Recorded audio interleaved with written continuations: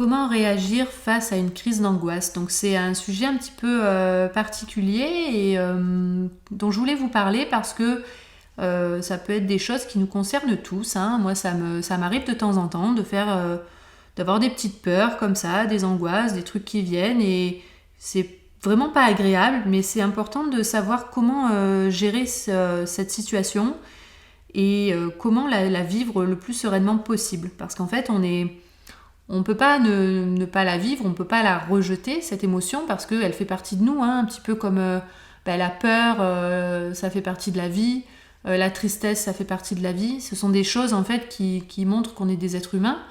Donc, au lieu de vouloir s'y opposer, il faut vraiment savoir comment la gérer, comment l'accepter. Voilà. Donc, moi, ça m'est arrivé il n'y a pas très longtemps.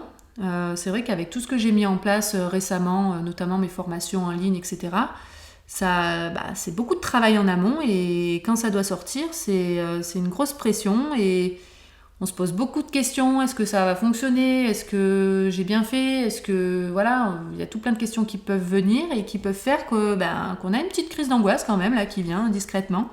Donc, comment on le sent? Simplement, on sent qu'on a la gorge qui est nouée, on peut avoir une sorte d'oppression au niveau de la poitrine, de la cage thoracique. Après, chacun le ressent différemment.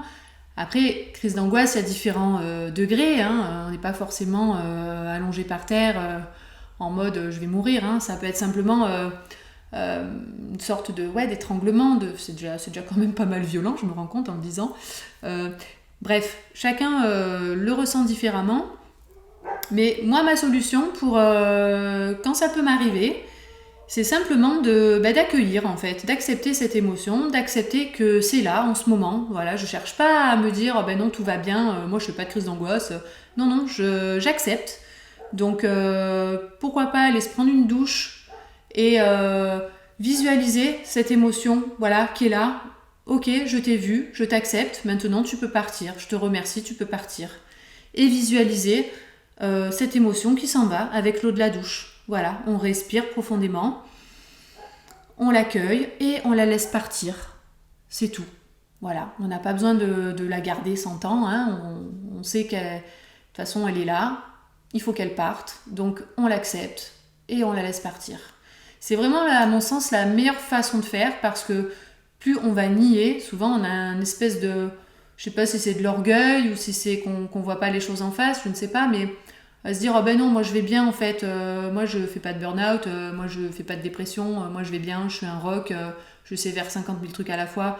Mais non, sauf qu'à un moment donné, y a des signaux du corps qui font qu'on voit qu'on a un truc qui doit sortir.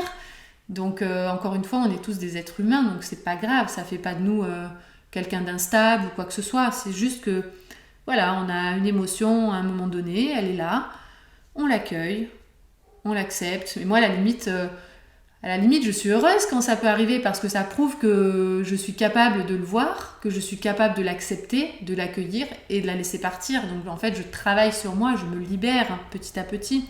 Et du coup, je suis de plus en plus heureuse en me libérant. Enfin, moi, je le vois dans tous les cas de cette façon. Donc, j'accueille mon angoisse, je l'accepte. J'accepte que ce soit comme ça, à cet instant. Je respire profondément et je la laisse partir. Donc ça peut être sous la douche, comme je vous le disais, ça peut être en allant marcher dans la forêt, ça peut être en allant courir, ça, c'est vraiment personnel. Trouvez votre moyen d'extériorisation, j'ai envie de dire. Laissez partir cette émotion et remerciez.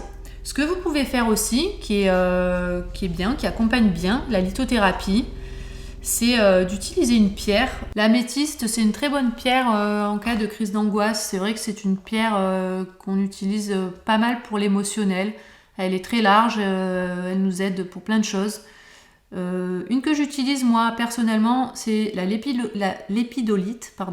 C'est une pierre qui est bien pour tout ce qui est peur, phobie, tout ce qui est stress. Voilà. Donc en cas de crise d'angoisse, là, vu que c'est le sujet, c'est une pierre qui peut vous aider. Avec aussi le quartz rose. Voilà, donc les 3 pierres, améthyste, lépidolite, quartz rose. Si vous voulez en savoir un petit peu plus sur la lithothérapie, n'hésitez pas à aller visionner ma formation que j'ai faite à ce sujet. Vous pourrez trouver le lien en bas de la vidéo.